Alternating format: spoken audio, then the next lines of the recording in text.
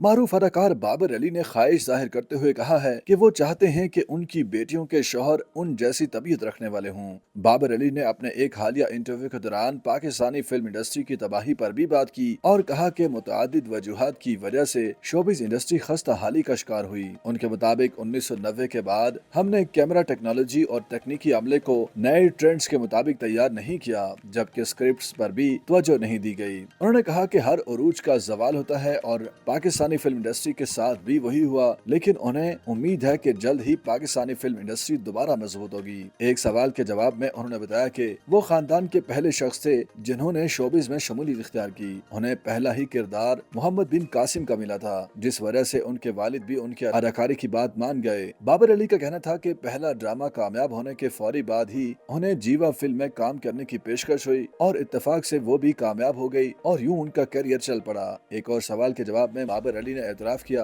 कि माजी में फिल्मी हीरोइन के दरमियान पहले नंबर पर रहने का मुकाबला रहता था और इसीलिए हीरोइंस आपस में लड़ती थीं, ताहम उन्होंने किसी का नाम नहीं लिया। बाबर अली ने अपनी फिल्म जीवा को करियर का अहम तरीन दौर करार देते हुए कहा कि मज़कूरा फिल्म के बाद उनका करियर बदला और बढ़ा। फिल्म इंडस्ट्री के जवाल पर बातचीत करते हुए उनका कहना था कि सैयद नूर, शान, सऊद और रैम्बो उनके अच्छे साथी रहे हैं। इन सब का अच्छा काम रहा है। बाबर अली के मुताबिक उनका जाती ख्याल है कि स्क्रिप्ट्स, प्रोडक्शन, पब्लिसिटी और टाइमिंग किसी भी इंडस्ट्री की बेहतरी और कामयाबी के लिए इंतहाई अहम चीजें रही हैं, लेकिन हमारी इंडस्ट्री में इन पर कभी तवज्जो नहीं दी गई। उनके कहना था कि अगर हम इन तमाम चीजों का ख्याल रखते हुए आगे बढ़ते हैं तो हम आज इंडस्ट्री की तबाही में किसी एक शख्स का नाम नहीं ले रहे होते। उन्होंने इस तासुर को भी मुस्तरद किया कि फिल्म इंडस्ट्री को गुजर कल्चर ने भी तबाह किया। उनके मुताबिक अगर स्क्रिप्ट, प्रोडक्शन, पब्लिसिटी और टाइमिंग पर तवज्जो दी जाती तो इंडस्ट्री के हालात मुख्तलिफ होते। अदाकार ने एक और सवाल के जवाब में बताया कि उन्हें जिस खातून से मोहब्बत थी उसी से शादी की और नौजवानी में ही उन्होंने शादी कर ली थी।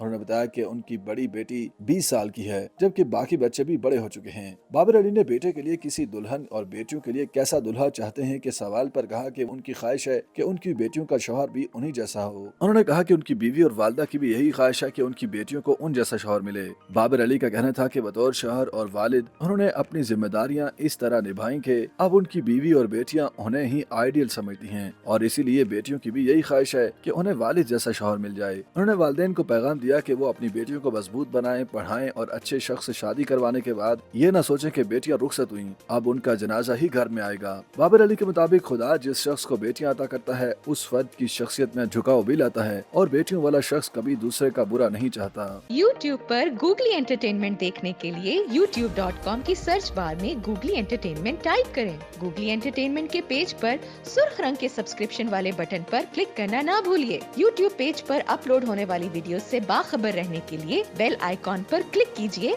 आपको हर नई वीडियो के बारे में नोटिफिकेशन मौसूल हो जाएगा।